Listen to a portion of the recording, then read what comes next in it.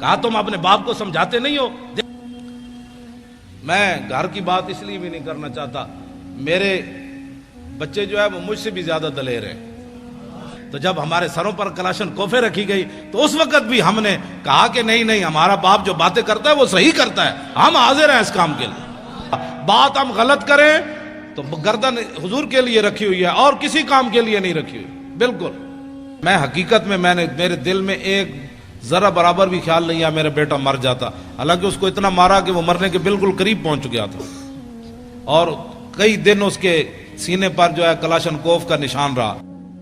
آخری بات جی، میں نے لاہور میں جنگ بدر پر تقریر کی تو ہمارے یہ بچے نوجوان الحمدللہ اب یہ نہیں دیکھتے کہ چھکا کس نے مارا، چوکا کس نے مارا، اب یہ چاہتے ہیں کہ یار دی گل سنا ملا، اب یہ چاہتے ہیں کہ بتاؤ وہ پیر میر علی شاہ نے کون سی جھلک دیکھی تھی،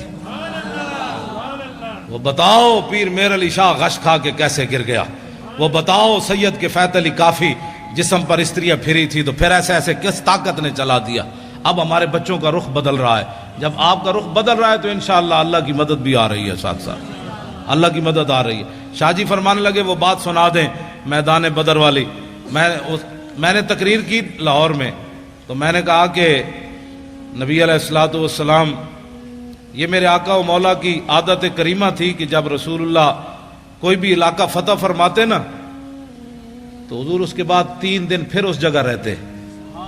یہ اعلیٰ سے بھی اعلیٰ لفظ بھی چھوٹا ہے، یہ اعلیٰ اور افضل بہادری کی دلیل ہے۔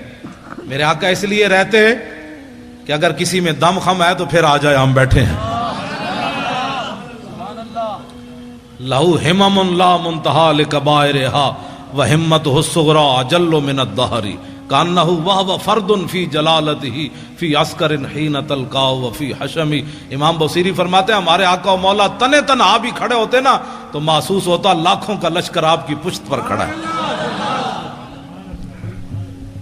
تو میں نے تقریر کی کہ نبی علیہ الصلوۃ والسلام نماز پڑھا رہے تھے، تو ایک نوجوان مجھے جانتا نہیں تھا، پتہ نہیں کون ہے، اس نے مجھے فون کیا، کہنے لگا حضرت صاحب آپ نے یہ تو تقریر کی کہ حضور نماز پڑھا رہے تھے بدر میں، تو یہ تو نہیں بتایا کون سی نماز پڑھا رہے تھے۔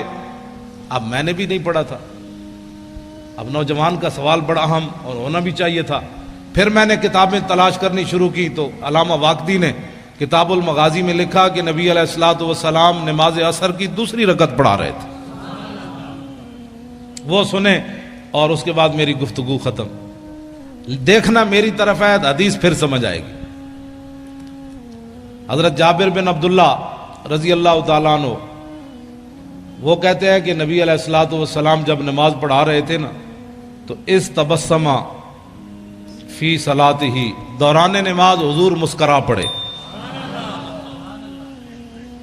فلما قضا صلاتہ، جب آپ نے نماز مکمل فرمائی، کل تو میں کیا، تسی بیٹھے ہو طالب علم، کل تو میں کیا تے کل نا ہم سب نے کہا۔ اس کا معنی یہ ہے کہ حضرت جابر ہی نہیں دیکھ رہے تھے، سارے ہی دیکھ رہے تھے۔ کل تو میں کیا اور کل نا، اگر کل تو ہوتا تو لوگوں نے کہنا تھا بس جابر بن عبداللہ ایسے کر رہے تھے تو آنکھ اٹھ گئی تھی، نہ کہا کل نا، فرمایا میں نے بھی کہا، ابو بکر نے بھی کہا، عمر نے بھی کہا، چونکہ عثمان غنی تو موجود نہیں تھے، حیدر کرار نے بھی کہا، بلال نے بھی کہا، کل نا، ہم سب نے کہا کیا، رأینا کا۔ ہاں جی، کوئی صرف صغیر سنائے گا، را یرا رویتن؟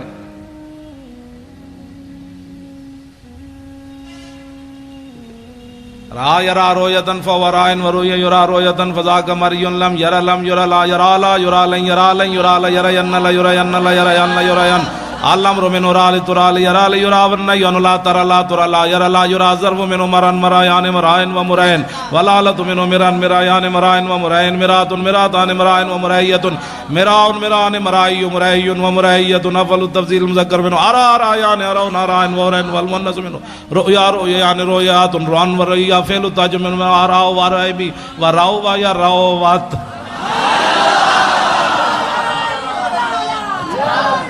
او بھائی میں ویسے طلباء کے ذوق کے لیے یہ تو ہوا نا صرف صغیر، را را یا رات را رہ نہ رہتا رہ تمہارا رہ تم رہتے رہ تمہارا رہ تم نہ رہ تو رہ نا، رہ تو میں ویکھیا، رہ نا ہم سب نے دیکھا.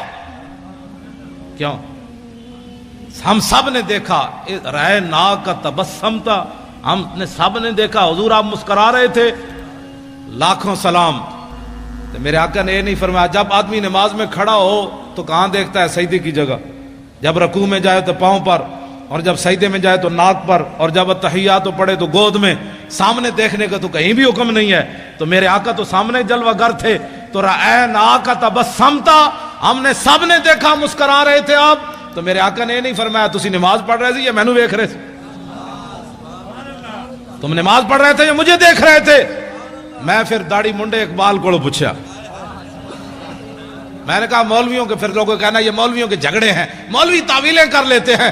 میں نے کہا اقبال بتاؤ، تمہاری آنکھیں یورپ میں بھی جا کر خیرہ نہ کر سکا مجھے جلوہ دانش فرنگ کہ سرما. میں نے کہا جو سرما لگایا ہے نا، اس سرمے والی آنکھ سے دیکھ کر اس حدیث کا مطلب مجھے سمجھاؤ کہ صحابہ نماز پڑھتے ہوئے حضور کو کیوں دیکھ رہے تھے. تو اقبال کہنے لگا مولوی تجھے سمجھ نہیں آئی کہ شوق تیرا اگر نہ ہو میری نماز کا امام، میرا قیام بھی حجاب، میرا سجود بھی حجاب. رہنا کا تبسم تھا، ہم نے دیکھا کہ آپ مسکرا رہے تھے. میرے آقا نے فرمایا جی ہاں. عرض کی کیوں؟ آپ ذرا توجہ میری طرف دیکھنا، حدیث پھر ہی آپ کو سمجھ آنی ہے. یہ اس کا تعلق رہنا کا کہ رویت کے ساتھ ہے نا، تو رویت ہوگی تو پھر بات ہوگی. آپ میری طرف دیکھیں گے تو حدیث پاک بھی آپ کو سمجھ آئے گی. میرے آقا نے فرمایا مرہ بی میکائیلو، فرمایا جب میں نماز پڑھا رہا تھا نا، دوسری رکعت کے لیے کھڑا ہوا تو میرے قریب سے میکائیل فرشتے گزرے. والا جناحی اسر الغبار، ان کے پروں کے اوپر بدر شریف کی مٹی کا گرد و غبار تھا. اتنا تو میرے آقا غور سے دیکھ رہے تھے نا، اور وہ بھی جبریل کے پروں کو حضور دیکھ رہے تھے. یہ کون سی توحید تم نے بیان کی نبی کا خیال آنے والی؟ ہمیں بھی بتاؤ. اب تو رسول اللہ سب کچھ دیکھ. مرہ بی میکائیل وعلی جناحی اسر الغبار وہو راجع من طلب القوم، اور وہ میرے غلاموں کی مدد کر کے واپس جا رہے تھے. آگے کیا ہے؟ فضحک الی، فرمایا کہ جب میرے قریب سے گزرے نا تو مجھے ایسے کہا فضحک الی، ایسے جناب ہونے اجازت ہے؟ اب اجازت ہے؟ مسکرا کر اب اجازت ہے؟ جب مجھے دیکھ کر کہا نا ہنستے ہوئے کہ اب اجازت ہے، ہم واپس جا سکتے ہیں، تو فتبسمت الیہ، میں نے پھر مسکراتے ہوئے جواب دیا ہاں ٹھیک ہے آپ واپس جا سکتے ہیں. دین کا کام کرنا ہے. اپنے بچے نور حمزہ میں داخل کراؤ. خالی نعرے لگانے سے تو بات نہیں نہ بنتی. ایک پتر دے دو. میں حقیقت میں میرے دل میں ایک ذرا برابر بھی خیال نہیں ہے میرا بیٹا مر جاتا. حالانکہ اس کو اتنا مارا کہ وہ مرنے کے بالکل قریب پہنچ گیا تھا، اور کئی دن اس کے سینے پر جو ہے کلاشن کوف کا نشان رہا. اس کے سینے پر ایسے رکھی بتا تیرا باپ پیسے کہاں سے لیتا ہے؟ تیرا باپ ایسی تقریریں کیوں کرتا ہے؟ اس نے کہا اس سے پوچھو جو کرتا ہے. کہ پیسے کہاں سے لیتا ہے؟ اس کا اللہ دیتا ہے. وہ کہنے لگے ہمیں تو نہیں دیتا. اس نے کہا تمہارا منہ ہے.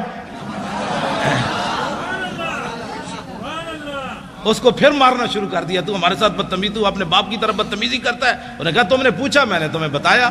اس میں بدتمیزی والی کون سی بات ہے؟ کہاں کون دیتا ہے؟ اس نے کہا اللہ دیتا ہے. کہ ہمیں نہیں دیتا ہے. تم نے غلط سوال کیا. پھر جواب اس کا یہی بنتا تھا بھائی تمہیں نہیں دیتا تو ہم سے پوچھتے ہو.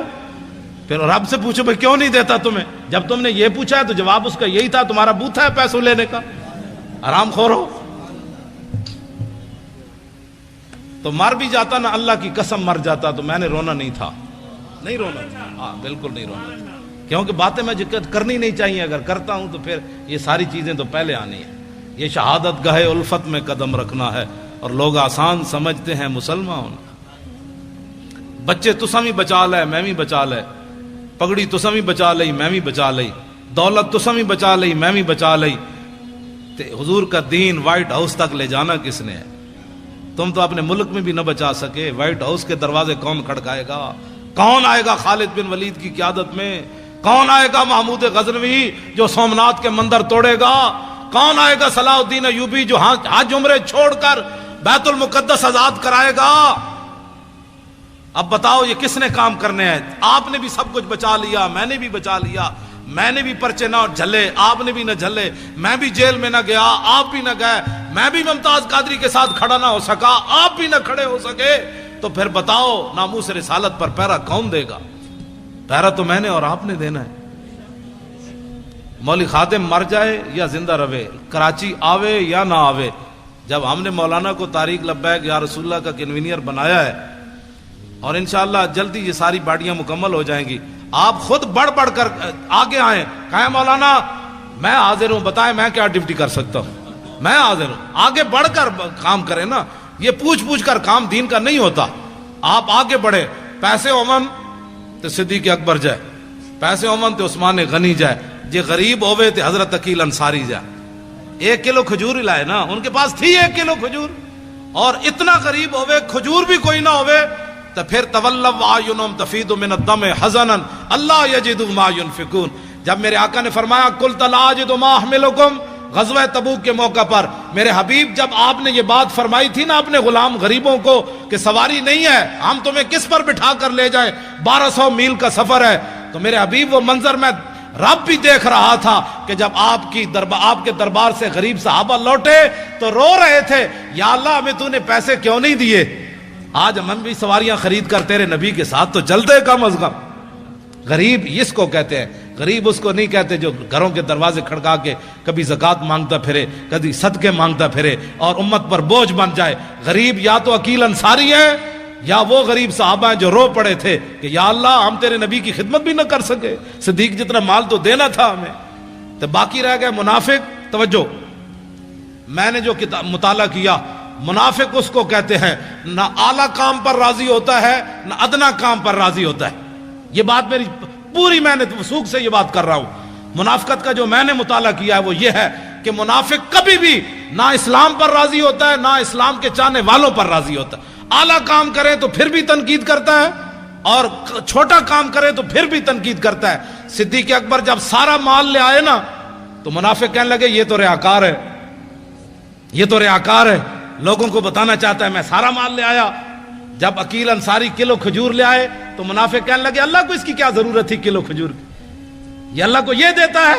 یہ بات سمجھ آ رہی کہ منافق نہ اعلیٰ چیز پر راضی ہوتا ہے نہ ادنا چیز پر، اور مومن وہ ہوتا ہے جو اعلیٰ پر بھی خوشیاں مناتا ہے ادنا پر بھی خوشیاں مناتا ہے۔ وہ مل گیا سبحان اللہ، کلو کھجور بھی مل گئی سبحان اللہ۔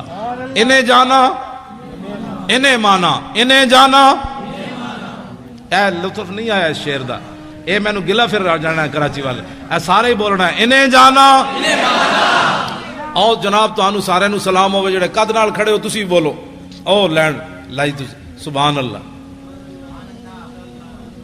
سارے بولنا ہے انہیں جانا انہیں مانا، بس انہیں جانا۔ ہم بھی یہی سبق دے رہے، میں کیا بھئی مولوی خادم شعر ہے ہوئے، اس شعر کی کیا بات ہے، حضرت صاحب بڑے جناب، حضرت صاحب دے 8 گز دی پاک بندے نہ، یہ حضرت کون ہوتا ہے؟ جب میرے آقا کی بات ہو گئی تو اس کتے کو بھی لوگ پوچھیں گے یہ بھی بڑا بھونکتا رہا ہے۔ اتنا ہی حضور سے اتنی محبت ضرور کرنی ہے، اتنی محبت ضرور کرنی ہے، رسول اللہ سے اتنی محبت۔ ہمارے وہ مولانا تھے محمد فاضل صاحب شیر پنجاب، وہ کہتے تھے کہ اتنی محبت کر کے رسول اللہ سے قبر میں ضرور جانی ہے کہ جب فرشتے آئیں تو ان کو کہہ دو ذرا رک جاؤ ہنے آ جان دے، ذرا رک جاؤ ہنے آ جان دے، جو آ گئے تھے میں دس دے آ گئے۔ بھائی رک جاؤ، رسول اللہ تشریف لا رہے ہیں، آج تو ان سے پوچھنا ہے کہ میری غلامی قبول ہے کہ نہیں ہے۔ تو میرے آقا تشریف لائیں تو کہ فرما دیں جانے دو یہ اپنا ہی ہے، اس نے کراچی کے روڈوں پر میرے لیے بڑا کام کیا، جب بھی میری بات آئی اس نے میری بات ہی کی ہے، یہ اپنا ہی ہے آپ جانے دو، بس اپنا ہی ہے یہ جانے دو۔ پل صراط پر بھی حضور فرمائے اپنا ہی ہے، نامہ اعمال جہاں تو جہاں حوض کوثر پر میرے آقا جام پلائیں، فرمایا اس کو آگے بلاؤ، اس نے میری خاطر بڑی گالیاں کھائیں، اس نے میری خاطر بڑی دنیا سے پھنڈا ڈا، آج اس کو ذرا آگے لاؤ لائن توڑوا کر، مزہ تو پھر ہے، ورنہ یہ حضور فرمائے آج پانی پینے آ گیا، تیرے پاس تو ٹائم ہی نہیں تھا میری عزت کے لیے، کیا کرے گا تو؟ آج انہیں مانو، اچھا بولو نا، اے تو بولنا ہے انہیں جانا نہ رکھا غیر سے کام، للہ الحمد میں دنیا سے مسلمان گیا۔ جو لبرل والے ہیں ان کے لیے شعر، رہے گا یوں ہی ان کا چرچا رہے گا۔ آپ میں کوئی بھی لبرل والا نہیں ہے، میں انہیں کہنا چاہتا ہوں جو لبرل والے ہیں ان کو میں یہ جواب دے رہا ہوں کہ پاکستان لبرلزم کی طرف نہیں جا رہا، پاکستان لبیک یا رسول اللہ کی طرف جا رہا ہے۔ لبیک۔ میں گھر کی بات اس لیے بھی نہیں کرنا چاہتا، میرے بچے جو ہے وہ مجھ سے بھی زیادہ دلیر ہیں، بالکل۔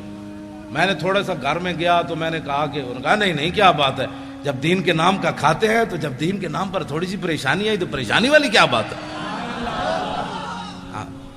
میں نے کہا ظاہر بچے ہوتے ہیں، بچیاں ہوتی ہیں، تو میں نے سمجھایا، میں نے بیٹھ گیا، میں نے کہا نہیں جی کیا پریشانی ہے، وہ ہمیں مار بھی دیتے تو پھر کیا ہونا تھا، جب آپ باتیں کرتے ہیں تو ہمیں پتہ ہے کہ ہمارے ساتھ کیا ہونا ہے۔ تو میں نے کہا شکر ہے اللہ کا، شکر ہے اللہ کا، یہ نہیں کہ دین کے نام پر۔ کہا ابو جی ہم کھاتے جو ہیں، جب آتا ہے تو اس وقت ہم کہتے ہیں ماشاءاللہ ہمارے ابو جی بڑے اچھے ہیں، تو جب ہمارے سروں پر کلاشن کوفے رکھی گئی تو اس وقت بھی ہم نے کہا کہ نہیں ہمارا باپ جو باتیں کرتا ہے وہ صحیح کرتا ہے، ہم حاضر ہیں اس کام کے لیے۔ کہا تم اپنے باپ کو سمجھاتے نہیں ہو، دیکھو تمہارے ساتھ کیا ہو رہا ہے۔ انہوں نے کہا ہمارا باپ جو باتیں کرتا ہے وہ بالکل ٹھیک کرتا ہے اور اس کو کرنی بھی چاہیے ایسی بات۔ اب وہ کیا کرتے، میرے بچوں کو گولیاں مارنے سے تو رہے، انہوں نے سمجھا یہ دبک جائیں گے، انہوں نے نہیں پتا کہ میں تو دن رات ان کو یہی باتیں تبلیغ کرتا ہوں، گھر بار بھی کرتا ہوں، ان کو بھی کہتا ہوں کہ بچوں جب حضور کی بات آ جائے تو بات پھر کچھ اور کرنی ہے، نہ سدا تو رہنا کوئی نہیں، یہاں جب جائیں تو طریقے سے تو جائیں۔ غازی علم الدین کی ماں جب آخری بار ملنے کے لیے میاں والی جیل گئی تو رو پڑی، تو علم الدین کہنے لگا ماں تو ایسی پریشان ہو گئی، بہت سارے ماؤں کے بچے پیدا ہوتے مر گئے، کوئی سانپ لڑے مر گئے، کسی کو ڈنگ لگا مر گئے، ڈوب کر مر گئے، تو کتنی خوش نصیب ہے کہ تیرا بیٹا جو ہے حضور کی عزت پر جان دے رہا ہے۔